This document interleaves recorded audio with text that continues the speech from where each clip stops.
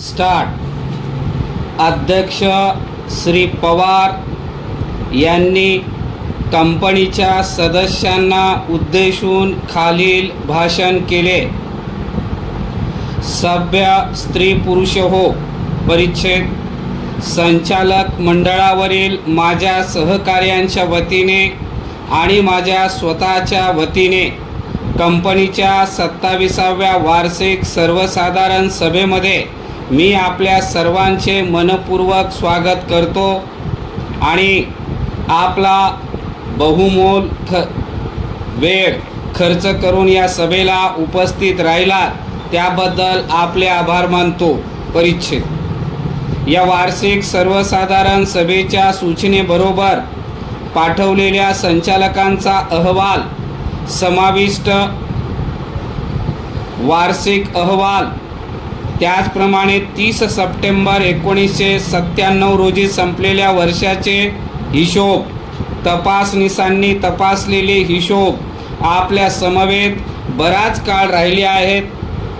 आपल्या परवानगीने ते आपण वाचले आहेत असे मी गृहीत धरतो. परिच्छेद. संचालक मंडळाच्या अहवालावरून आपल्या लक्षात आले असेल की आपल्या कंपनीने उद्योग व्यवसायात सतत चढती कमान ठेवण्याची परंपरा याही वर्षी राखली आहे. आवश्यक तितके भांडवल हाती राहावे आणि नवीन गुंतवणूक करता यावी म्हणून संचालकांनी गेल्या वर्षीच्या दरानुसारच यंदाही 25% इतका उच्च लाभांश देण्याची शिफारस केली आहे. परिच्छेद. चालू वर्षाच्या पहिल्या 4 महिन्याच्या गेल्या वर्षीच्या याच कालावधीशी तुलना केली तर गत वर्षीपेक्षा यंदा कंपनीच्या उलाढालीत 40% इतकी वाढ झाली आहे. परिच्छेद. निर्यात वाढीसाठी एक मुद्दा मला मांडावासा वाटतो तो असा: निर्यात वाढीसाठी मिळवलेल्या निव्वळ परकीय चलनाचा विचार केला जावा. दुसरा मुद्दा म्हणजे सध्याची कायदेशीर कराराची पद्धत बदलून तिच्याऐवजी मागील वर्षी केलेल्या निर्यातीच्या प्रमाणातच यावर्षी आयातीला परवानगी देण्याची पद्धत अंमलात आणावी. परिच्छेद. माझ्या गेल्या वर्षीच्या भाषणात मी निर्यात कर्ज योग्य अटीवर आणि सुलभपणे उपलब्ध करून देण्याचा मुद्दा उपस्थित केला होता. आनंदाची गोष्ट म्हणजे सरकार आणि रिझर्व्ह बँक ऑफ इंडिया यांनी त्याची योग्य दखल घेतली आहे.